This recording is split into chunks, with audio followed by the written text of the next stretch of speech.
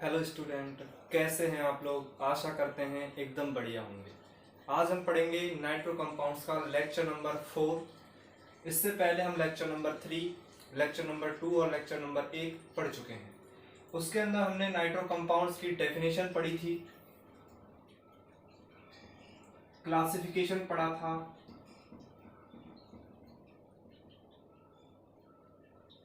Nomenclature पढ़ा था, method बनाने की विधियां पढ़ी थी,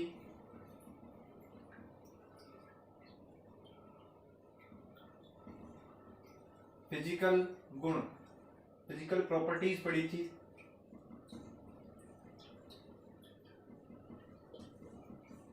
और केमिकल प्रॉपर्टी, केमिकल प्रॉपर्टीज। और केमिकल प्रॉपर्टीज हम लेक्चर नंबर 3 तक पढ़ चुके थे। एक केमिकल प्रॉपर्टीज की एक लास्ट रिएक्शन रही थी कि नाइट्रोबेंजीन, लास्ट प्रॉपर्टी थी नाइट्रोबेंजीन की बेंजीन वलय की अभिक्रिया, बेंजीन वलय की अभिक्रिया। सबसे पहले आपको पता होना चाहिए कि नाइट्रोबेंजीन क्या है और उसमें बेंजीन वलय की अभिक्रियाओं से क्या तात्पर्य है। जैसे हम नाइट्रोबेंजीन का एक उदाहरण नाइट्रोबेंजीन लेते हैं। ये आपका नाइट्रोबेंजीन है। इस नाइट्रोबेंजीन में जो बेंजीन वलय है, ये इस नाइट्रोबेंजीन में जो बेंजीन वलय है, इसकी हमें इस वलय बेंजीन वलय की अभिक्रियाएं देखनी है। ये दो प्रकार की अभिक्रियाएं देता है। बेंजीन वलय दो प्रकार की रासायनिक अभिक्रियाएं देता है, जिसमें पहली अभिक्रिया है इलेक्ट्रॉन स्नेही, इलेक्ट्रॉन स्नेही प्रतिस्थापन अभिक्रिया, और दूसरी है नाभिक स्नेही प्रतिस्थापन अभिक्रिया, नाभिक स्नेही प्रतिस्थापन अभिक्रिया। और इन अभिक्रियाओं को पढ़ने से पहले हमें नाइट्रोबेंजीन की अनुनादी संरचनाएं पढ़नी होती हैं। अर्थात हम जब तक नाइट्रोबेंजीन की अनुनादी संरचनाएं नहीं पढ़ेंगे, हमें पता नहीं चलेगा कि इलेक्ट्रॉन स्नेही प्रतिस्थापन अभिक्रिया कैसे और कहां पर होंगी, नाभिक स्नेही प्रतिस्थापन अभिक्रिया कहां और कैसे होंगी। तो इससे पहले हमें पढ़ना पड़ेगा नाइट्रोबेंजीन की अनुनादी संरचनाएं। नाइट्रोबेंजीन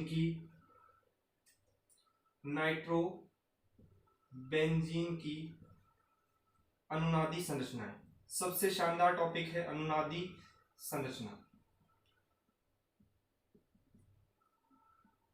अनुनादी संरचनाओं से बोर्ड में एक सवाल 100% आता है। अब वो अनुनादी संरचनाएं आपको कहीं से भी दे सकता है, किसी भी यौगिक की दे सकता है। जरूरी नहीं कि नाइट्रोबेंजीन की ही दे, आपको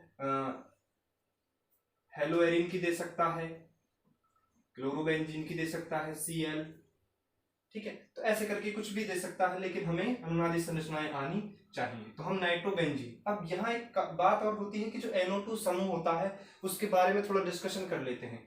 जैसे एक NO2 समूह है आपका, इस प्रकार से NO2 समूह होता है, N double bond O, coordination bond O। ये यहाँ देखो होता क्या है कि नाइट्रोजन की विद्युत ऋणता अधिक होती है और ऑक्सीजन की भी विद्युत ऋणता अधिक होती है। तो यहाँ जो इलेक्ट्रॉन घनत्व है या विद्युत ऋणता है, उसकी दिशा इस प्रकार से होती है, अर्थात इलेक्ट्रॉनों को ये अपनी ओर खींचता है। और जब NO2 समूह इलेक्ट्रॉनों को अपनी ओर खींचता है तो इस गुण को हम कहते हैं, इलेक्ट्रॉन खींचने के इस गुण को -I प्रभाव, -I प्रभाव। और यहाँ अनुनाद और हो रहा है, तो इस -I प्रभाव का अनुनाद के संदर्भ में इसे इस प्रकार से और बोल देते हैं -M प्रभाव। और जिन यौगिकों में ये गुण पाया जाता है, जिन यौगिकों में -I प्रभाव या -M प्रभाव पाया जाता है, उन्हें हम विसक्रियणकारी समूह कहते हैं। क्या कहते हैं भाई? विसक्रियणकारी समूह कहते हैं, जिनमें एक गुण पाया जाता है कि, ध्यान से समझना, इनमें मेटा स्थिति पर, इनमें क्या भी मेटा स्थिति पर इलेक्ट्रॉन स्नेही प्रतिस्थापन अभिक्रियाएं होती हैं। अर्थात ESR, इलेक्ट्रोफिलिक सब्स्टिट्यूशन रिएक्शन, कहां होती है? मेटा स्थिति पर। अर्थात कोई इलेक्ट्रॉन स्नेही मेटा स्थिति पर आकर के जुड़ेगा। ये 11वीं क्लास की बात होती है, लेकिन एक बार यहां और समझ लेते हैं। और यदि ये प्रभाव इस प्रकार से हुआ प्लस आई प्रभाव, या फिर क्या हुआ प्लस एम प्रभाव, तो इसे हम क्या कहेंगे, सक्रियणकारी समूह, सक्रियणकारी समूह। इसे हम सक्रियणकारी समूह कहेंगे। तो यहां जो ESR होंगे वो ऑर्थो और पैरा स्थिति पर ESR रिएक्शंस होंगी, अर्थात इलेक्ट्रोफिलिक सब्स्टिट्यूशन रिएक्शन कहां होगी, ऑर्थो और पैरा पर। ठीक है, ये जो दूसरी रिएक्शन है आपकी नाभिक स्नेही प्रतिस्थापन अभिक्रिया, इनके लिए भी ऐसे ही वर्क करेगा। तो जैसे मैंने कहा कि माइनस आई प्रभाव वाले हैं, तो NSR किस प्रकार से देंगे, तो ये NSR जो देंगे वो विसक्रियणकारी प्रभाव ऑर्थो और पैरा पर देंगे। कहां देंगे, ऑर्थो और पैरा पर। और इस प्रकार के समूह होंगे वो NSR अभिक्रिया मेटा पोजीशन पर देंगे, मेटा पोजीशन, मेटा स्थिति पर देंगे। आप इस बात को ध्यान रखेंगे। ठीक है, चलो ये भी बहुत इंपॉर्टेंट पॉइंट है, आप इसको भी अपने नोट्स में जरूर से जरूर मेंशन करना, बहुत इंपॉर्टेंट है। इस बात को आप समझेंगे, खैर मैं और समझाने की कोशिश करूंगा। तो हम सबसे पहले पढ़ लेते हैं नाइट्रोबेंजीन की अनुनादी संरचनाएं। चलो हम पहले से मिटा देते हैं। इस बात को आप हमेशा याद रखेंगे, बहुत इंपॉर्टेंट पॉइंट है।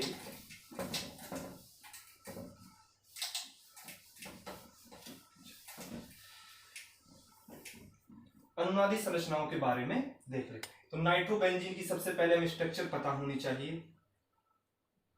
ये रहा आपका nitrobenzene, N double bond O और कोऑर्डिनेशन बॉन्ड O। ठीक है, अब देखो यहां अनुनाद की कुछ स्थितियां होती हैं। इसमें अनुनाद के लिए संयुग्मन क्या है, मैं सीधा ही बात करूंगा यहां पर संयुग्मन की,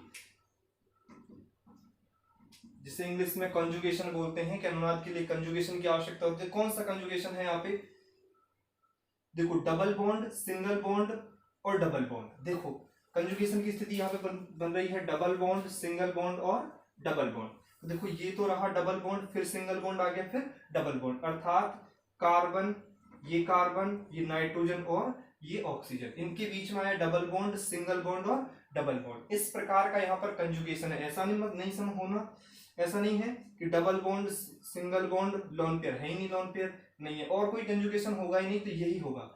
तो होता क्या है यहाँ पे कि ऑक्सीजन की विद्युत अधिक होती है, तो ये इलेक्ट्रॉन को अपनी ओर खींच लेता है। जैसे इलेक्ट्रॉन अपनी ओर खींचेगा तो ये क्या करेगा कि यहाँ पर नाइट्रोजन के जो बंध हैं या नाइट्रोजन के ऊपर आवेश कम हो जाएगा। तो ये क्या करेंगे, यहाँ से ये इलेक्ट्रॉन यहाँ आ जाएंगे। देखो ध्यान से समझना, या नाइट्रोजन से इसने इलेक्ट्रॉन खींचे तो यहाँ पर ऋणावेश आ गया और यहाँ पर क्या आ गया, धनावेश। इस पर धनावेश आ गया तो इस धनावेश, यहाँ धनावेश नहीं होना चाहिए, तो ये क्या करेंगे, ये कार्बन इस बंध के इलेक्ट्रॉन को अपनी ओर खींच लेगा, तो यहाँ आ जाएगा ऋणावेश। जैसे ऋणावेश और धनावेश हो गया तो यहाँ एक बंध का निर्माण हो जाएगा। ये दोनों आवेश आपस में मिलकर के एक बंध का निर्माण कर लेंगे। तो अगली स्ट्रक्चर क्या बनेगी, आप ध्यान से समझेंगे। इस प्रकार से यहाँ कुछ काम नहीं हुआ है, पहले इनको लिख देते हैं। ठीक है, अब देखो होता क्या, यहाँ से इलेक्ट्रॉन गए, तो यहाँ पर कौन आ गया, धनावेश आ गया। अरे बात समझ, यहाँ आ गया धनावेश, क्योंकि इलेक्ट्रॉन तो चले गए इस कार्बन के पास। ये नेगेटिव और ये पॉजिटिव इन्होंने बंद बना लिया, डबल बॉन्ड हो गया यहाँ पर। ठीक, उसके बाद ये है आपका नाइट्रोजन, और इस नाइट्रोजन से एक कोऑर्डिनेशन बॉन्ड O बना हुआ है, जिससे के साथ कोई छेड़खानी नहीं करनी है।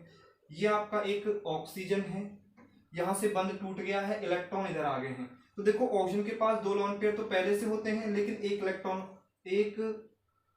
दो इलेक्ट्रॉन और आ गए, एक ऋणावेश और आ गया है। तो यहाँ आप ऋणावेश भी लिखेंगे, यहाँ ऋणावेश आया है, और इस प्रकार से ये बनेगा, ये डबल बॉन्ड। तो अगली अनुनादी संरचना जो बनी है वो इस प्रकार से बनी है। अब होता क्या है कि इस कार्बन के पास क्या आ गया, धनावेश। अब क्या करें कि कार्बन के ऊपर धनावेश आना नहीं चाहिए, तो ये क्या करता है कि इसके जो पड़ोसी कार्बन है वो कहता है कि भाई मैं अपने जो डबल बॉन्ड है यहाँ से इलेक्ट्रॉन को ले लेता हूं, तो मेरे पास ये ऋणावेश आ जाएगा और आप यहाँ पर हम बंध बना लेंगे।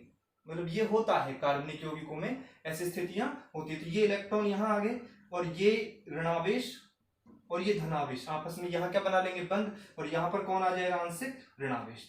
सॉरी आंशिक धनावेश, क्योंकि ये इलेक्ट्रॉन यहाँ आ गए इस बंध के, तो यहाँ इस कार्बन के ऊपर इलेक्ट्रॉन की कमी हो जाएगी अर्थात धनावेश आ जाएगा। तो अगली अनुनादी संरचना कैसे बनेगी आपके यहाँ पे, इस प्रकार से बनेगी। ध्यान से देखेंगे, ये इलेक्ट्रॉन यहाँ आ गए, तो यहाँ आ गया डबल बॉन्ड, ये डबल बॉन्ड ऑलरेडी है, नाइट्रोजन, ये ऑक्सीजन है, 3 लोन पेयर है, ऋणावेश है, इस लोन पेयर को मैंने ऋणावेश के द्वारा दर्शा दिया है, और यहाँ डबल बॉन्ड हो गया है, यहाँ धनावेश आ गया है, आंशिक धनावेश के रूप में दर्शा देता हूं, और ये आपका डबल बॉन्ड है। अब क्या करता है कि ये कार्बन, इसके ऊपर धनावेश आ गया, तो ये कार्बन कहेगा अब मैं इन इलेक्ट्रॉनों को ले लेता हूं, तो इस प्रकार से चलता रहता है। और ये अगली अनुनादी संरचना आपको कैसे बनेगी, यहाँ डबल बॉन्ड था, ये पॉजिटिव, और यहाँ इलेक्ट्रॉन आ गए नेगेटिव, यहाँ नेगेटिव आ जाएगा, तो नेगेटिव पॉजिटिव क्या बना लेंगे, बंध। एक बंध बनाने के लिए 2 इलेक्ट्रॉन की आवश्यकता होती है। तो देखो भाई, धनावेश है, यहाँ तो कोई इलेक्ट्रॉन है नहीं, लेकिन ये एक बंध है और बंध के पास 2 इलेक्ट्रॉन है, 2 इलेक्ट्रॉन यहाँ आ गए, और ये धनावेश और इलेक्ट्रॉन ऋणावेश आकर्षित होकर के 2 इलेक्ट्रॉन बना लेंगे, और 2 इलेक्ट्रॉन बंध का निर्माण कर लेंगे। ठीक है, यहाँ देखो, फिर यहाँ क्या आ जाएगा, धनावेश आ जाएगा आपका, और ये डबल बॉन्ड एन, सॉरी यहाँ तो अपन ने लिखा ही नहीं है, कोऑर्डिनेशन बॉन्ड O, ये सिंगल बॉन्ड O, और ये आपका हो गया ऑक्सीजन, यहाँ है ऋणावेश। अब क्या होगा, अब ये बंध के जो इलेक्ट्रॉन हैं इसको ये कार्बन ले लेगा, और इसके ऊपर क्या आ जाएगा, धनावेश, आंशिक धनावेश, और ये धनावेश और ये ऋणावेश आपस में क्या बना लेंगे, बंध का निर्माण कर लेंगे। तो अगली अनुनादी संरचना क्या बन जाएगी, इस प्रकार से बन जाएगी। ये डबल बॉन्ड यहाँ है, ये यहाँ है, और ये यहाँ, ये बंध बन गया, नेगेटिव आ गया यहाँ पे और पॉजिटिव, इन्होंने क्या बना लिया, बंध बना लिया। आंशिक रूप से भी दर्शा सकते हो, वैसे भी दर्शा सकते हो। ठीक है, तो यहाँ डबल बॉन्ड बन गया, ये सिंगल बॉन्ड रहा, ये नाइट्रोजन आ गया आपका यहाँ पे, और ये डबल बॉन्ड O, और ये कोऑर्डिनेशन बॉन्ड O। बना कि नहीं बना, ये ऐसी की ऐसी संरचना वापस प्राप्त हो गई। और यही हमारी नाइट्रोबेंजीन की क्या होती है, अनुनादी संरचना। कितनी है, 1 2 3 4 और ये 5। तो कोई कहे कि नाइट्रोबेंजीन की कितनी अनुनादी संरचनाएं बनती हैं, तो आप कहेंगे 5 अनुनादी संरचनाएं बनती हैं। अब हमें पढ़ना है इलेक्ट्रॉन स्नेही प्रतिस्थापन अभिक्रिया। सबसे पहली बात, इलेक्ट्रॉन स्नेही प्रतिस्थापन अभिक्रियाएं होती क्या है। तो ऐसी रासायनिक अभिक्रियाएं जिनमें इलेक्ट्रॉन स्नेही, क्या भाई, इलेक्ट्रॉन स्नेही का पहला योग होता है। अब पहला योग कहाँ होगा, नाइट्रोबेंजीन पर। और इलेक्ट्रॉन स्नेही का मतलब क्या होता है, जो इलेक्ट्रॉनों को आकर्षित करे। तो इलेक्ट्रॉनों को आकर्षित कौन करेगा, इलेक्ट्रॉन को आकर्षित कौन करता है, इलेक्ट्रॉन को आकर्षित करेगा आपका कोई धनावेश करेगा ना। तो इलेक्ट्रॉन स्नेही को मैं E पॉजिटिव के द्वारा दर्शा रहा हूँ, E पॉजिटिव के द्वारा दर्शा रहा हूँ। तो बेंजीन वलय जो है, चलो मैं इस अनुनादी संरचनाओं का एक अनुनादी संकर बनाता हूँ। अनुनादी संकर देखो कैसे बनता है, इस प्रकार से बनेगा। ये जो बंध हैं ये रोटेट हैं, क्योंकि देखो इस जगह पर भी हैं, इस जगह यहाँ नहीं है ना, देखो अभी यहाँ पे नहीं है, लेकिन देखो यहाँ मिल गया। इसका मतलब ये जो बंध हैं ये रोटेशन करते रहते हैं। तो इस प्रकार से हम इसको दर्शा देते हैं। और ये NO2 है आपका। और ध्यान से देखेंगे, अब धनावेश देखो कौन कौन सी स्थिति पर आ रहा है। एक तो ये स्थिति पर आ रहा है धनावेश, एक इस स्थिति पर आ रहा है, और एक इस स्थिति पर आ रहा है ना। अर्थात धनावेश एक तो इस स्थिति पर आ रहा है, धनावेश आंशिक धनावेश एक स्थिति इस स्थिति पर आ रहा है, और एक इस स्थिति पर धनावेश आ रहा है। ठीक है, अब होता क्या है कि इलेक्ट्रॉन स्नेही प्रतिस्थापन अभिक्रियाओं में E पॉजिटिव जो इलेक्ट्रॉनों को आकर्षित करेगा, अर्थात कोई धनावेशित स्पीशीज कहां अटैक करेगी, इस पर धनावेशित स्पीशीज जहां पर इलेक्ट्रॉन हो। तो देखो यहां तो कर ही नहीं सकता, समझ में आ रहा है, क्योंकि यहाँ तो धनावेश है, धनावेश तो प्रतिकर्षित होंगे, तो यहाँ तो अटैक करेगा ही नहीं कोई E पॉजिटिव अर्थात इलेक्ट्रॉन स्नेही यहाँ तो अटैक करेगा ही नहीं। तो ये कहाँ कर सकता है, ये कर सकता है तो कुछ इफिशियंसी के साथ। ये इस स्थिति पर कर सकता है। और मैंने आपको पहले बताया था जब हम नामकरण पढ़ रहे थे कि नाइट्रोबेंजीन हो या कोई भी प्रतिस्थापित बेंजीन हो, मैं प्रतिस्थापित बेंजीन की बात करता हूं, ये आपकी प्रतिस्थापित बेंजीन है। तो प्रतिस्थापित बेंजीन में ये ग्रुप है, कोई भी ग्रुप हो सकता है। इस ग्रुप के रिस्पेक्ट में इनकी कुछ स्थितियां होती हैं, बेंजीन वाले के कार्बनों की कुछ स्थितियां होती हैं। जैसे ये मैंने आपसे बात की कि ये ग्रुप है, ग्रुप के पास वाला जो कार्बन होगा वो ऑर्थो कार्बन होगा, ऑर्थो कार्बन या फिर ऑर्थो स्थिति बोल सकते हैं, ऑर्थो पोजीशन। और उसके पास वाला ये होगा मेटा पोजीशन, और उसके भी पास वाला ये क्या होगा, पैरा पोजीशन, पैरा पोजीशन। ठीक है, ये बात आपको ध्यान रखनी है। इसी प्रकार आपको मैं बता देना चाहता हूं कि इस ग्रुप के पास वाला तो ये भी है, तो इसे भी हम क्या कहेंगे, ऑर्थो ही कहेंगे। इसके पास वाला ये क्या है, मेटा, तो इसे भी हम मेटा ही कहेंगे। और ये इसके भी पास वाला है तो इसे हम क्या कहेंगे, पैरा। तो कहने का मतलब ये है कि ग्रुप से ही देखने हैं, ग्रुप से पहली स्थिति है दोनों तरफ तो ऑर्थो है, उसके बाद वाली है तो वो मेटा है, और उसके भी बाद वाली जो है तो वो क्या है, आपकी पैरा पोजीशन है। बस इतना सा। तो ध्यान से देखेंगे कि जो ई पॉजिटिव है वो यहां तो रिएक्शन करेगा ही नहीं, तो करेगा कहां, इस स्थिति पर कर सकता है। तो इस स्थिति का तो एक नाम है, अर्थात ई पॉजिटिव जो है वो कहां अटैक कर पाएंगे, मेटा स्थिति पर। कौन सी स्थिति पर भाई, मेटा स्थिति पर। अर्थात इलेक्ट्रॉन स्नेही प्रतिस्थापन अभिक्रिया जो नाइट्रोबेंजीन में होंगी वो कौन सी स्थिति पर होंगी, मेटा स्थिति पर, मेटा स्थिति पर। ये बात आपको ध्यान रखनी है। फिर हम थोड़ा और आगे चलें। हम जैसे आगे चलें तो हमें पता चला कि नाभिक स्नेही प्रतिस्थापन अभिक्रिया। तो भाई नाभिक स्नेही क्या होता है, तो नाभिक स्नेही है जो नाभिक को आकर्षित करे, जो नाभिक के प्रति। और नाभिक कैसा होता है, धनावेश। नाभिक कैसा होता है, धनावेश। अब धनावेश को कौन आकर्षित करेगा, जो क्या होगा, ऋणावेशित होगा, अर्थात कोई इलेक्ट्रॉन होंगे, कोई ऋणावेशित स्पीसीज है वही तो किसको आकर्षित करेगी, धनावेश, नाभिक को। तो इसको हम कहेंगे नाभिक स्नेही। इसे हम क्या कहेंगे, नाभिक स्नेही। जो किसको स्नेह कर रहा है, नाभिक को स्नेह कर रहा है, इसलिए इसे क्या कहेंगे, नाभिक स्नेह। नाभिक स्नेह को दर्शाते हैं, ये ऋणावेशित है इसलिए इसको इस प्रकार से दर्शाते हैं, NU माइनस, NU माइनस। तो ये NU माइनस कहा जाएगा जहां पर क्या हो, धनावेश हो। तो देखो यहीं पर देख लेते हैं।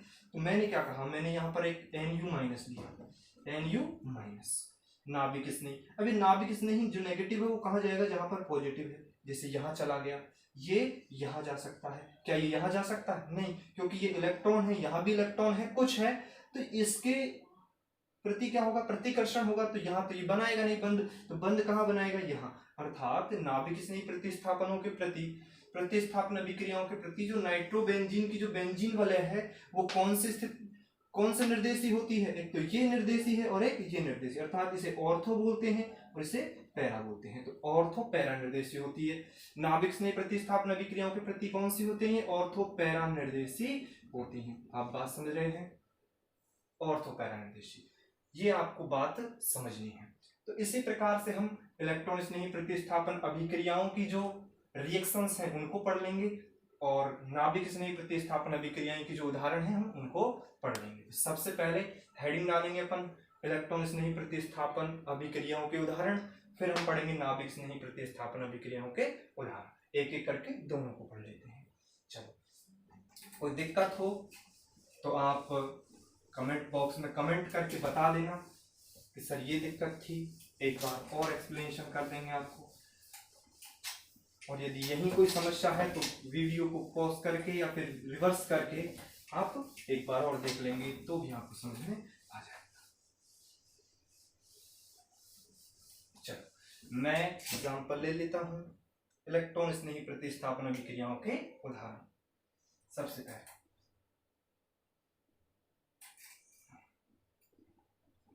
इलेक्ट्रो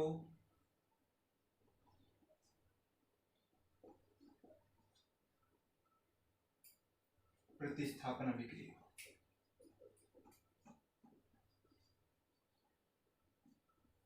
इलेक्ट्रो स्नेही प्रतिस्थापन अभिक्रिया के उदाहरण, हमें उदाहरण पढ़ना है। तो सबसे पहला जो उदाहरण है यहाँ पर सबसे पहला उदाहरण है नाइट्रीकरण। क्या है भाई? नाइट्रीकरण, जो हम पढ़ चुके हैं। नाइट्रीकरण नाइट्रोबेंजीन में पढ़ने हैं। किसमें? इलेक्ट्रॉन स्नेह प्रतिस्थापन अभिक्रिया किसमें पढ़नी है भाई? नाइट्रोबेंजीन में, क्योंकि ये एक स्पेशल कंडीशन है। ठीक है, नाइट्रीकरण पढ़ना है। तो सबसे पहले हमने पढ़ा है कि नाइट्रीकरण में हमें नाइट्रिक आरी जो मिक्सचर है उसका उपयोग करना है। तो मैंने आपको बताया था नाइट्रिक आरी मिक्सचर क्या होता है। नाइट्रिक आरी मिश्रण हमने पढ़ा होगा कि हमने बताया था कि कॉन्सनट्रेट HNO3 और कॉन्सनट्रेट H2SO4 ही आपका क्या होता है? नाइट्रिक आरी मिश्रण होता है। ये दोनों आपस में मिलकर के एक इलेक्ट्रॉन स्नेही का निर्माण करते हैं। अब इन्हें हम इलेक्ट्रॉन स्नेही प्रतिस्थापन अभिक्रिया इसलिए कह रहे हैं क्योंकि नाइट्रोबेंजीन पर जो आक्रमण होगा वो सबसे पहले जिस भी स्पीसीज का होता है उसी का उसको नाम दे दिया जाता है। मैं भी और बात करूंगा उसके बारे में। कॉन्सनट्रेट HNO3 और ये आपस में मिलकर के एक क्या बनाएंगे? इलेक्ट्रॉन स्नेही बनाएंगे। तो देखो क्या बनाते हैं ये आपस में रिएक्शन करके, इनकी रिएक्शंस क्या होती है तो ये बना देते हैं। एक तो बनाता है NO2+, एक बनाता है यहाँ पर ये H2O और एक बनाता है HSO4-। इस प्रकार के आयन बनाता है, ये रिएक्शंस करके ये बनाते हैं। अब देखो भी, अब यहां पर देखो ये तो एक उदासीन आयन बन गया, कोई आवेश नहीं है। ये ऋणावेशित है। ये कैसा है? ऋणावेशित। ये कैसी स्पीसीज है? ऋणावेशित स्पीसीज। और ये है धनावेशित स्पीसीज। तो अब बात करते हैं कि इलेक्ट्रॉन स्नेही क्या होते हैं। तो इलेक्ट्रॉन स्नेही होते हैं जो इलेक्ट्रॉनों को आकर्षित करें। जो किसको आकर्षित करें? इलेक्ट्रॉन को कौन आकर्षित करेगा? कोई धनावेशित होगा वो। तो धनावेशित कौन है? ये। तो ये ही आपका क्या कहलाएगा? ई पॉजिटिव, अर्थात इलेक्ट्रॉन स्नेही कहलाएगा। यही आपका क्या है? इलेक्ट्रॉन स्नेही। ठीक है, इलेक्ट्रो स्नेही बोल देते हैं। तो इलेक्ट्रो स्नेही ये है। अब होता क्या है कि नाइट्रोबेंजीन पर पहला योग ये करता है, इसलिए इस रिएक्शन को इलेक्ट्रॉन स्नेही प्रतिस्थापन अभिक्रिया कहते हैं। यदि पहले योग HSO4- कर देता तो इसी अभिक्रिया को हम क्या कह देते? नाभिक स्नेही प्रतिस्थापन अभिक्रिया। ये डिपेंड करता है कि अभिक्रिया में अभिकारक के द्वारा, दोनों अभिकारकों में जो है उसमें पहले योग किसका हुआ है। नाइट्रोबेंजीन पर पहले योग किसका हुआ है? यदि धनावेशित का हुआ तो वो इलेक्ट्रॉन स्नेही है, यदि ऋणावेश का हुआ है तो वो नाभिक स्नेही है। ठीक है, तो यहाँ पहले योग होता है NO2+ का, इसलिए हम इसे क्या कहते हैं? इलेक्ट्रॉन स्नेही प्रतिस्थापन अभिक्रिया। चलो एग्जाम्पल लेकर के इसको समझ लेते हैं। तो इतना तो आपको पता होना चाहिए कि इस प्रकार से रिएक्शन। तो इस अभिक्रिया को इस प्रकार से लिखते हैं। नाइट्रोबेंजीन लेते हैं सबसे पहले। तो ये आपने नाइट्रोबेंजीन ले लिया NO2, इसकी अभिक्रिया आपने करवा दी HNO3। ये क्या होगा? कॉन्सनट्रेट होगा, कॉन्सनट्रेट HNO3। और आपका क्या होगा? कॉन्सनट्रेट ही क्या होगा? H2SO4। इसे हम क्या कहते हैं? नाइट्रिक आरी मिश्रण। और इस अभिक्रिया को हम बोल रहे हैं नाइट्रीकरण। तो देखो नाइट्रीकरण होगा। तो हाँ, अब बात आती है कि ये NO2 जो प्लस है वो कहाँ अटैक करेगा? NO2+ कहाँ करेगा? केवल यहां तो करेगा नहीं, तो मेटा स्थिति पर करेगा। कहां करेगा? मेटा स्थिति पर। तो उत्पाद में बनेगा जो वो NO2+ जो आयन है वो कहां जुड़ेगा? यहां जुड़ेगा, मेटा स्थिति पर। ये ऑर्थो है, ये मेटा है और ये क्या है? पैरा। ऑर्थो, मेटा और पैरा। तो कहां जुड़ेगा? मेटा पर जुड़ेगा। तो उत्पाद क्या बनेगा आपका? यहाँ पे इस प्रकार से कोई कंपाउंड बनेगा NO2 और यहाँ NO2 लग जाएगा। ठीक है, चलो अब हम देखते हैं कि ये बना, इसका नाम क्या होगा? Meta dinitrobenzene. इसका नाम क्या होगा? Meta dinitrobenzene. ठीक है भाई, इस रिएक्शंस का नाम है नाइट्रीकरण। कोई दिक्कत नहीं होनी चाहिए। इस रिएक्शंस में क्या होता है? H2SO4 एक ऐसे लेते हैं तो ये क्या बना देता है? H2 बनता है, H2O, और साथ ही H2SO4 और मिल जाता है, इसलिए हम H2SO4 को वापस भी नहीं लिखते हैं। ऐसा लगता है कि जो अभिक्रिया में लिया है वही वापस प्राप्त हो रहा है। तो ऐसी चीजें जो अभिकारक में भी हों और उत्पाद में भी हों, उन दोनों को लिखा नहीं जाता है। बाकी लिख दे तो कोई दिक्कत नहीं होती, वैसे लिखा नहीं जाता, कोई दिक्कत नहीं है। ठीक, ये थी अपनी कौन? नाइट्रीकरण। इसी प्रकार से हम दूसरा क्या ले लेंगे? जैसे हैलोजनीकरण ले लिया। अब देखो, बहुत इंपॉर्टेंट चीज जो यहाँ पर मैं बिल्कुल इंपॉर्टेंट लगा करके यहाँ समझाना चाहता हूँ आपको कि इस अभिक्रिया में इंपॉर्टेंट, इस अभिक्रिया में ये क्वेश्चन भी है आपके, इस अभिक्रिया में नाइट्रीकरण में, नाइट्रोबेंजीन के नाइट्रीकरण में जो HNO3 है वो किस रूप में व्यवहार कर रहा है? अम्ल के रूप में कर रहा है, क्षार के रूप में कर रहा है, या उदासी अपचायक के रूप में कर रहा है, अपचायक, या फिर आपका क्या है ऑक्सीकारक के रूप में। अब समझेंगे आप लोग मैं क्या कहना चाह रहा हूं, ऑक्सीकारक। अब देखो इन्होंने आपस में रिएक्शंस की और ये चीज बनाई, ये चीज बनाई, तो देखो हुआ क्या कि आपको ऐसा नहीं लग रहा कि जैसे इन्होंने आप रिएक्शन की तो यहाँ पर HNO3 से NO2 प्लस बना हो, HNO3 लिखते हैं, HNO3 को लिख देते हैं NO, N double bond O और ये O, अर्थात यहां से यदि बंध टूटा है तो यहां से बंध टूटा होगा। ऐसा नहीं लग रहा आपको कि ऑक्सीजन ने इलेक्ट्रॉन ले लिए हो, अधिक विद्युत ऋणता हो तो OH माइनस और ये प्लस, तो एक तो ये बना NO2 प्लस और एक बना OH माइनस, तो OH माइनस त्याग रहा है, HNO3 जो नाइट्रिक अम्ल है वो OH माइनस त्याग रहा है, तो इस रिएक्शन में OH माइनस त्यागने वाले को क्षार कहते हैं। तो HNO3 जो है वो किसके रूप में वर्क कर रहा है यहाँ पर? अम्ल के रूप में। किसके रूप में? सॉरी OH माइनस त्याग रहा है तो किसके रूप में कर रहा होगा? क्षार के रूप में। आ रही बात समझ? तो इस अभिक्रिया में जो HNO3 है वो एक क्षार की भांति क्या कर रहा है? व्यवहार कर रहा है। बहुत इंपॉर्टेंट है, आपसे सीधा सवाल पूछ सकता है कि नाइट्रीकरण अभिक्रिया में, नाइट्रोबेंजीन की नाइट्रीकरण अभिक्रिया में HNO3 किसकी तरह व्यवहार कर रहा है? अम्ल की तरह, क्षार की तरह, अपचायक की तरह, ऑक्सीकारक की तरह। तो आप क्या कहोगे कि क्षार की तरह कर रहा है, क्योंकि ये OH माइनस आयनों का त्याग कर रहा है और H2SO4 उसको खा रहा है, मतलब ले रहा है। तो H2SO4 ने क्या किया? H प्लस त्यागे, H प्लस और OH माइनस मिलकर के क्या बना दिया? H2 बना दिया, और H एक निकल गया यहां से, तो HSO4 माइनस आयन इसके पास रह गए। ठीक है, इस प्रकार से ये भी एक चीज इंपॉर्टेंट, ठीक है, हो गया। दूसरी रिएक्शन पढ़ते हैं हम, जिसका नाम है हैलोजनीकरण। बेटा क्या है नाम? हैलोजनीकरण। बहुत आसान रिएक्शन है, आप उसको भी समझेंगे। हैलोजनीकरण, दूसरी रिएक्शन क्या है? हैलोजनीकरण। हैलोजनीकरण, तो हैलोजनीकरण क्या होगा कि नाइट्रोबेंजीन की अभिक्रिया किसी हैलोजन के साथ करवानी पड़ेगी। तो देखो भाई, आपका नाइट्रोबेंजीन ऐसा होता है, ध्यान से, नाइट्रोबेंजीन आपका ऐसा होता है, NO2। इसकी अभिक्रिया हैलोजन के साथ करवा दी, जैसे हैलोजन ले लिया मैंने Cl2, कोई दिक्कत नहीं होनी चाहिए। चलो ये ले लिया, अब ये अभिक्रिया कर रहे हैं, अब यहाँ इलेक्ट्रॉन स्नेही प्रतिस्थापन अभिक्रिया होगी। ये जो अभिक्रिया होती है वो लुईस अम्ल उत्प्रेरक की उपस्थिति में होती है। क्या? लुईस अम्ल उत्प्रेरक क्या होता है? AlCl3 ले लो। अब ये लुईस अम्ल क्या होते हैं? जिनके पास इलेक्ट्रॉन की कमी हो, जिनके पास किसकी कमी हो भाई? इलेक्ट्रॉन की कमी हो, तो ये इलेक्ट्रॉन को लेंगे, तो Cl2 जो क्लोरीन गैस है, इससे क्या कर लेंगे? इलेक्ट्रॉनों को लेंगे। तो देखो क्या होता है कि Cl ऐसे था, Cl, और ये क्या था? लुईस अम्ल उत्प्रेरक AlCl3, लुईस एसिड।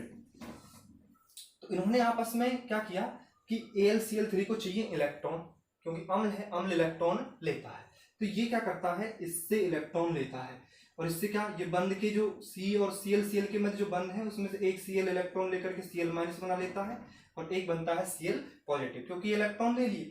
अब इस इलेक्ट्रॉनों को लेकर के तीन बाहर निकल जाता है, तो ये बना देता है क्या? AlCl4 minus plus Cl positive. अब क्या बना? यहाँ पर Cl पॉजिटिव बन गया, अर्थात E पॉजिटिव बन गया। क्या बन गया? E पॉजिटिव, इलेक्ट्रॉन स्नेही बन गया। और इलेक्ट्रॉन स्नेही कहाँ जुड़ते हैं? हमने कहा है कि मेटा स्थिति पर कौन जुड़ते हैं? इलेक्ट्रॉन स्नेही। तो अब जो प्रोडक्ट बना है वो क्या बन जाएगा मेटा स्थिति पर? आपका नाइट्रोबेंजीन में से NO2 तो ये रहा, और ये Cl यहाँ जुड़ गया। ठीक है, नाम क्या होगा इसका? नाम बहुत आसान होगा, Meta chloro nitrobenzene, metachloro nitrobenzene. आसान है। इस प्रकार से ये क्या है? हैलोजनीकरण हो गया। आप ब्रोमीन के साथ भी अभिक्रिया करवा सकते हो, आप आयोडीन के साथ भी अभिक्रिया करवा सकते हो। कंसेप्ट यही है, ठीक है। थोड़ा और आगे चलते हैं। तीसरी जो रिएक्शन है उसका नाम है आपके यहाँ पे सल्फोनीकरण। क्या है भाई? सल्फोनीकरण, सल्फोनीकरण, सल्फोनीकरण। अब सल्फोनीकरण में क्या होगा? वही नाइट्रोबेंजीन लेनी है। आप ध्यान से देखेंगे इसको, इस रिएक्शन को। सल्फोनीकरण में हमें जो सल्फोनिक कारक लेना है वो H2SO4 लेना है। क्या लेना है? H2SO4। अब H2SO4 क्या करता है? ये H+ को त्याग, ये क्या करेगा? H2SO4 देखते हैं। सबसे पहले H2SO4 की स्ट्रक्चर देखते हैं, फिर देखो होता क्या है हम देखते हैं। H2SO4 मिटा दें यहाँ से। चलो H2SO4 ये रहा, मैं इसी को बता देता हूँ। S double bond O, double bond O, OH और OH। H2SO4 इस प्रकार से होता है। देखो हाइड्रोजन कितने? 1 2। ऑक्सीजन कितने हैं?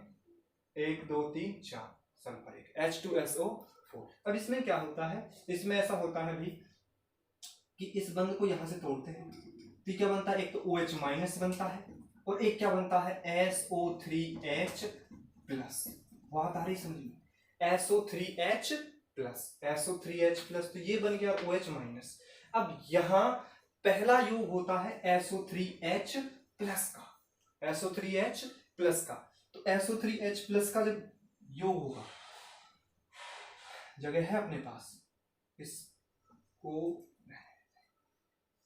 सबसे पहले क्लोरोबेंजीन, सॉरी नाइट्रोबेंजीन आपकी ऐसी होगी, आप समझेंगे। ये नाइट्रोबेंजीन है, इसकी अभिक्रिया आपने करवा दी H2SO4 के साथ। H2SO4 से आपको कौन सा आयन मिला है? OH- मिला है और एक SO3H+ मिला है। लेकिन पहला योग होता किसका है? इलेक्ट्रॉन स्नेही का। और इलेक्ट्रॉन स्नेही का होता है तो हम इस अभिक्रिया को कह देंगे इलेक्ट्रॉन स्नेही प्रतिस्थापन अभिक्रिया। तो SO3H इस पर क्या कर देता है? मेटा स्थिति पर अटैक कर देता है। ये बना देता है इस प्रकार का कोई कंपाउंड। NO2 यहां लग गया और SO3H यहां लग गया, ठीक है। अब देखो ध्यान से, और यहाँ एक H था और OH यहां से मिलकर के जल का अणु बाहर निकाल दिया। यहाँ क्या होगा? यहाँ कुछ नहीं होगा, इधर देखते हैं, ठीक है। ये निकल गया। अब देखो ध्यान से, आप यहाँ पे इसका नाम देखते हैं। इसका नाम तो देखो, एक तो देखो, ये बहुत फेमस कंपाउंड होता है SO3H। इसको बोलते हैं बेंजीन सल्फोनिक अम्ल। इसे क्या बोलते हैं? बेंजीन वाले से यदि सीधा SO3H जुड़ रहा है, ध्यान से देखो, यहां पर देख लेते हैं। बेंजीन वाले से, किससे? बेंजीन वाले से यदि सीधा कौन जुड़ा हुआ है? SO3H जुड़ा हुआ है, तो उसे हम बोल देते हैं सल्फोनिक, बेंजीन सल्फोनिक अम्ल, बेंजीन सल्फोनिक एसिड। तो देखो ध्यान से देखो, तो इसके रेस्पेक्ट में ये भी मेटा स्थिति पर है, तो ऑर्थो और मेटा, तो मेटा नाइट्रो बेंजीन सल्फोनिक अम्ल। इसका नाम क्या हो जाएगा? Meta nitro benzene sulphonic acid, sulphonic acid. आ रही यहां तक बात समझ में? बहुत आसान है। अब क्या करते हैं भाई? अब हम पढ़ लेते हैं नाभिक स्नेही प्रतिस्थापन अभिक्रियाओं के उदाहरण। उसमें एक ही उदाहरण है, चलो एक से ही काम चलाएंगे। तो आपको यहां कोई दिक्कत हो तो बात करो, कोई दिक्कत हो तो कमेंट बॉक्स में लिखना, और हमारे चैनल को सब्सक्राइब करना, लाइक करना, शेयर करना, ठीक है भाई। केमिस्ट्री वाला नाम से हमारा चैनल है, केमिस्ट्री वाला विनोद सर।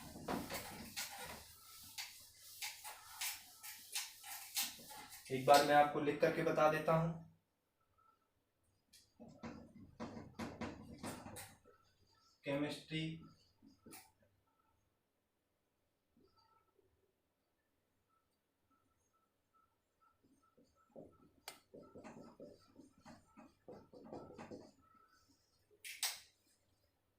केमिस्ट्री वाला विनोद सर, ठीक है। ये आप, ये चैनल है, ठीक है। चैनल का नाम, चैनल का लाइक करेंगे, शेयर करेंगे और सब्सक्राइब करेंगे, और बेल आइकन घंटी वाले बटन को दबाना है ऑल पर, तो आपको नोटिफिकेशन मिलते रहेंगे। ठीक है, इस बात को आप ध्यान रखेंगे। खैर आगे चलते हैं।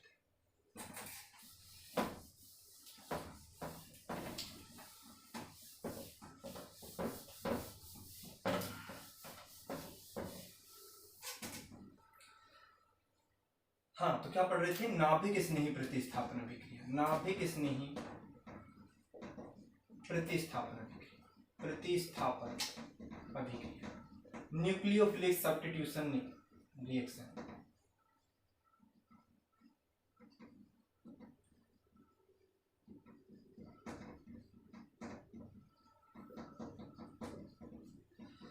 तो नाभिक स्नेही क्या होगा? जहां पर नाभिक की ओर स्नेह होगा अर्थात धनावेश की ओर क्या होगा? स्नेह होगा, तो कोई इलेक्ट्रॉन या फिर ऋणावेशित स्पीसीज जिस पर क्या करेगी? अटैक करेगी, ऋणावेशित स्पीसीज, तो उसे हम बोलेंगे NU-, क्योंकि ऋणावेशित है इसलिए NU- बोल दिया, नाभिक स्नेही। ठीक है, चलो तो हम क्या करते हैं कि वही नाइट्रोबेंजीन लेते हैं, कुछ ऐसा कंपाउंड लेते हैं जिसमें नाभिक स्नेही हो और नाभिक स्नेही का ही पहला योग हो, तभी तो होगी नाभिक स्नेही प्रतिस्थापन अभिक्रिया।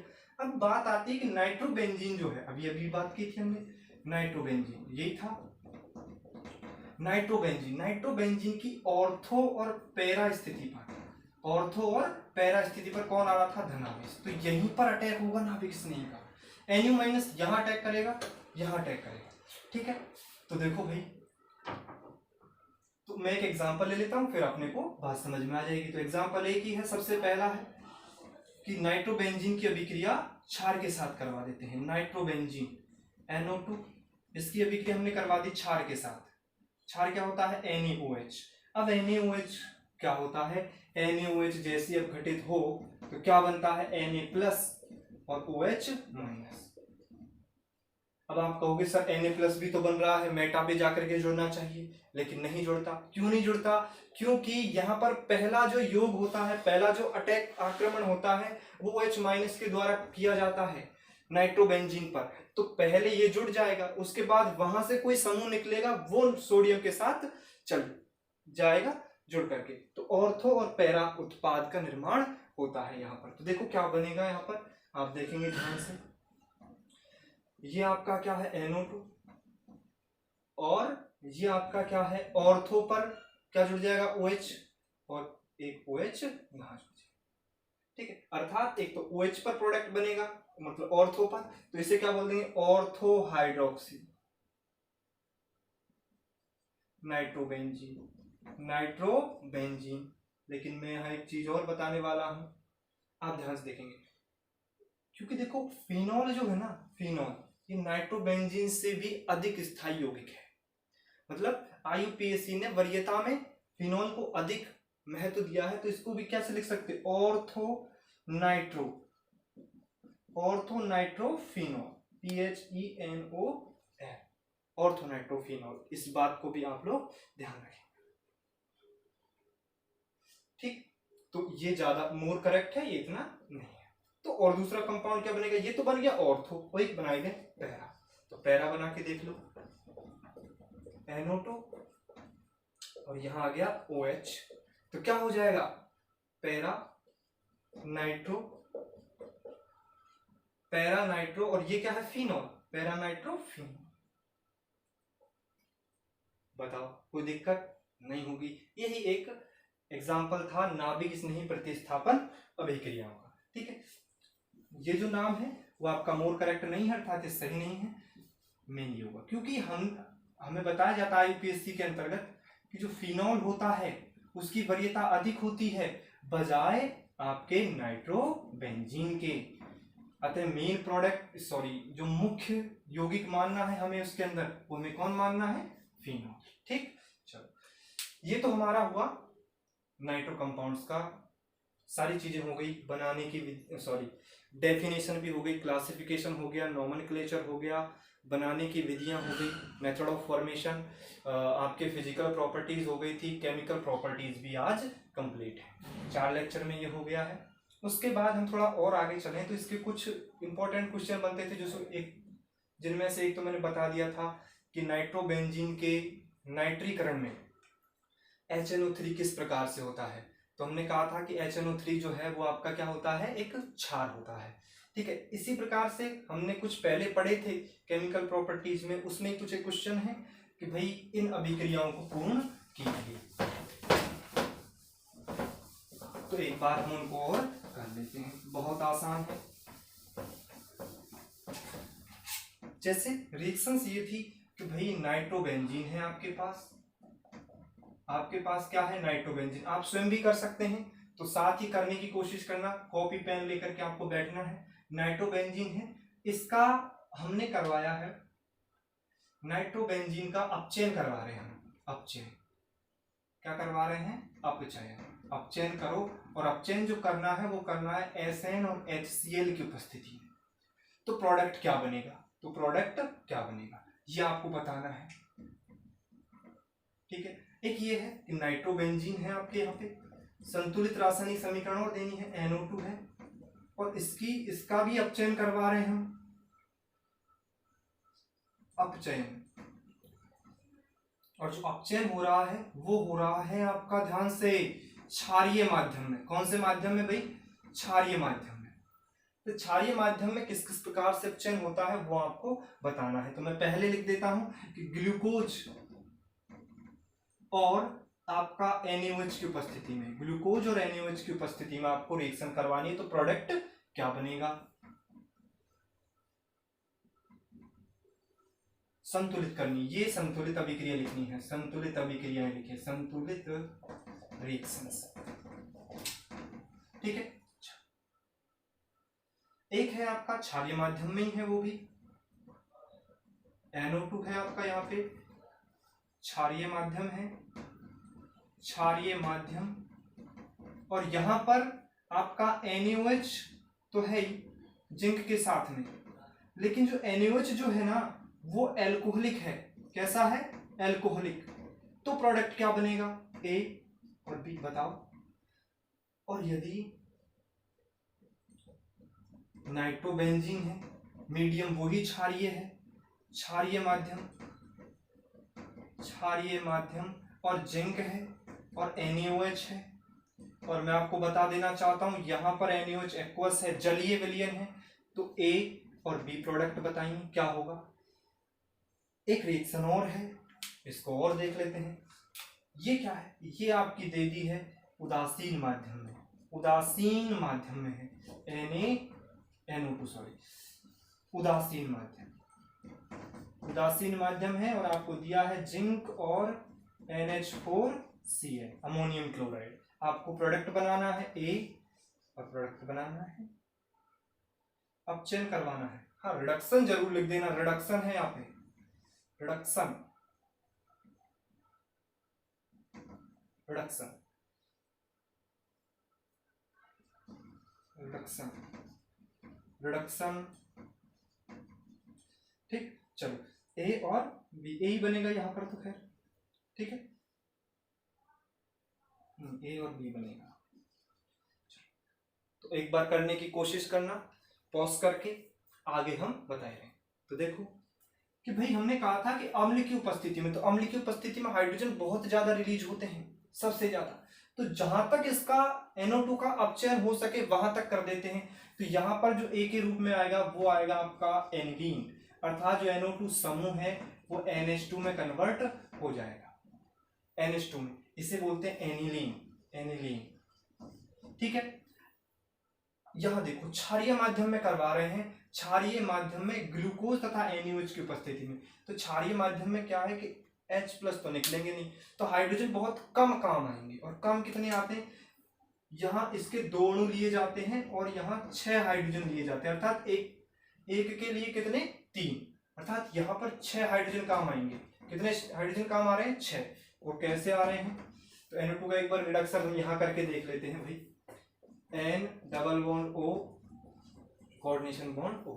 तो पहले क्या होता है कि हाइड्रोजन मिलकर के ये निकल देते हैं, 2 हाइड्रोजन काम आ गए तो H2O बाहर निकला, -H2 प्लस H2 और लगा देते हैं, एक H2 ये निकल गया। उसके बाद क्या होगा, उसके बाद ये हो गया, फिर हाइड्रोजन, तो एक हाइड्रोजन यहाँ जोड़ो, एक हाइड्रोजन यहाँ जोड़ो, यहाँ कोई जल नहीं निकला, एक बार और हाइड्रोजन जोड़ो, एक हाइड्रोजन यहाँ, एक हाइड्रोजन, एक जल का अणु तो मतलब 2 जल के अणु निकलेंगे और NH2 बन गया है। तो ये तो हुआ अम्लीय माध्यम में, अम्लीय माध्यम की संतुलित रासायनिक अभिक्रिया भी हो गई। उसके बाद हम अब चयन करवा रहे हैं इसका, तो इसको देखो, इसका जो प्रोडक्ट बनता है वो बनता है एजॉक्सी बेंजीन। क्या बनता है? Azoxy benzene. तो एजॉक्सी बेंजीन क्या होता है एक बार उसको देख लेते हैं। ये एजॉक्सी बेंजीन होता है, बेंजीन वाले नाइट्रोजन डबल बॉन्ड नाइट्रोजन,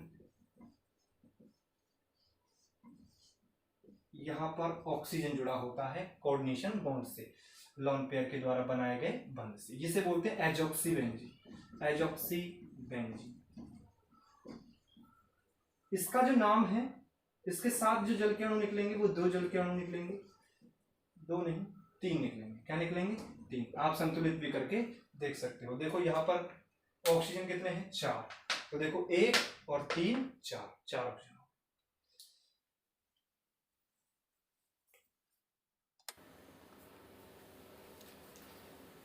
हाँ, तो यहाँ क्या बना है? एजॉक्सी बेंजीन और 3 जल के अणु, क्योंकि यहाँ पर देखो 2 ऑक्सीजन कितने हो गए? 2 दूनी 4 ऑक्सीजन हो गए, तो 1 और 3 ऑक्सीजन 4 हो गए। ऑक्सीजन से समझ में आ गया होगा। ठीक है, आगे चलते हैं। यहां देख करके देखते हैं, तो क्षारीय माध्यम है और जिंक और NaOH एल्कोहलिक कंडीशन है। तो देखो इस स्थिति में जो प्रोडक्ट बनता है वो बनता है एजोबेंजीन। क्या बनता है भाई? एजोबेंजीन। एजोबेंजीन बनता है। देखो कैसा होता है एजोबेंजीन आपका? एजोबेंजीन बहुत आसान होता है, नाइट्रोजन डबल बॉन्ड नाइट्रोजन, ये लो एजोबेंजीन बन गया। अब यहाँ पर ऑक्सीजन कितने हो गए? यहाँ पे 2 काम आते हैं और यहाँ हाइड्रोजन 8 हाइड्रोजन काम आते हैं। तो देखो भाई क्या बन गया यहाँ पे? 4H2, यहाँ पर 4 जल के अणु बाहर निकलेंगे। ठीक है, चलो एजोबेंजीन हो गया, एजोबेंजीन। ठीक है, इसमें देखो क्षारीय माध्यम है, एक्वस है, यहाँ और हाइड्रोजन अधिक काम आते हैं। यहाँ पे 10 हाइड्रोजन काम आते हैं, 10 हाइड्रोजन। यहाँ पे 2, यहाँ बनता है हाइड्रोजोबेंजीन। हाइड्रोजोबेंजीन क्या होता है? आपका बहुत आसान यौगिक होता है, आपने ये तो देखा ही है।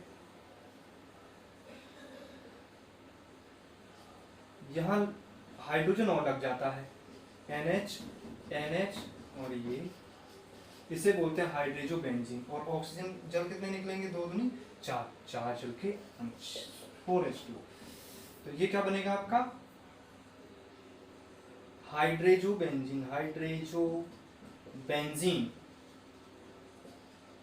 इस प्रोडक्ट का नाम हाइड्रोजोबेंजीन है। ठीक है, आगे हमने पढ़ा है उदासीन माध्यम। तो उदासीन माध्यम में इससे तो कम और इससे क्या होगा? ज्यादा। क्षार से तो ज्यादा ही होता। उदासीन क्या होता है? उदासीन अम्ल, क्षार और उदासीन, सॉरी अम्ल, फिर उदासीन होते हैं, फिर क्षार होते हैं। तो देखो अम्ल में ज्यादा 6 हाइड्रोजन आ रहे थे एक के लिए, यहाँ पर 3 आ रहे थे, यहाँ पर कितने आते हैं? 4 हाइड्रोजन काम आते हैं एक नाइट्रोबेंजीन के लिए, 4 हाइड्रोजन। तो वो क्या प्रोडक्ट बनाते हैं? वो देखो ध्यान से, 4 हाइड्रोजन। तो ये प्रोडक्ट बनाते हैं आपका इस प्रकार से, NHOH, हाइड्रोक्सिल एमीन बनाते हैं। क्या बनाते हैं? Hydroxyl amine, N-phenyl hydroxyl amine, N-phenyl PHENYL hydroxyl amine, hydroxyl amine, AMIN। और प्लस में क्या बनाते हैं? एक जल का अणु और बाहर निकलता है। ये इस प्रकार से अपना ये चैप्टर हो गया है खत्म। आशा करते हैं आपको ये सारी चीज समझ में आई होंगी, और कोई दिक्कत हो तो कमेंट बॉक्स में जरूर लिखना। ठीक है, धन्यवाद।